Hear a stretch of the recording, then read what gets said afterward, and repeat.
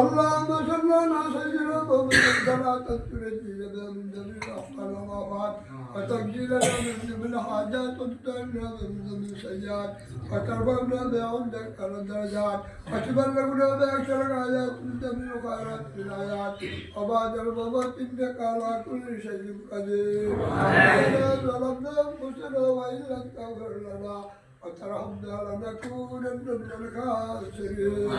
ربنا ولا تحملنا ما لا طاقة لنا به واعف عنا واغفر لنا وارحمنا أنت مولانا فانصرنا على القوم الكافرين.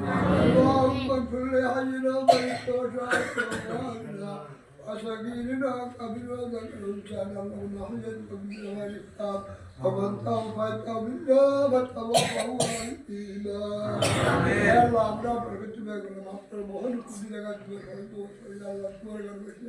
তোমার হাবিবের সাথে কয়েক করতে দুনিয়া সালাম মারতে সূরা বাচ্চা সূরা কাজ সূরা কাজে বললাম আল্লাহ এগুলাকে লাখ উপরে দিন বৃদ্ধি করিয়া দাদা রাসূলুল্লাহ সাল্লাল্লাহু আলাইহি ওয়াসাল্লামের রাজা তারা খুশিয়া দে আমিন বাদ দিলে সুবিহার পয়গম্বর সাহাবায়ে কেরাম তাবে খোলাফা রাশিদ মুতাকিন সাল্লাল্লাহু বুজুর্গানে দিন রিয়াদার গালতে তুমি মুর্শিদ মুমিনাত তুসলিম মুসলিমাত যাতে ইমানদারগণ কবরাত আল্লাহ ভর্তি করে বখশিশ করিয়া দে আমাদের ভর্তি করে মা বাপ দাদার ভর্তি বখশিশ করিয়া দে আল্লাহ ভর্তি করে কবরকে জান্নাতের বাগান বানিয়ে দে আল্লাহ পবিত্রময় আল্লাহ শুক্রবার দিন ইসলামের সবাইকে মাফ করিয়ে দে আল্লাহ সকলের কবরাত মাফ করিয়ে দে আল্লাহ সকলের কবরকে জান্নাতের বাগান বানিয়ে দে আয় আল্লাহ এখানে বলতে Allah, dar hakkı basındır hakkı üstüne göre kabul olsun ya Allah.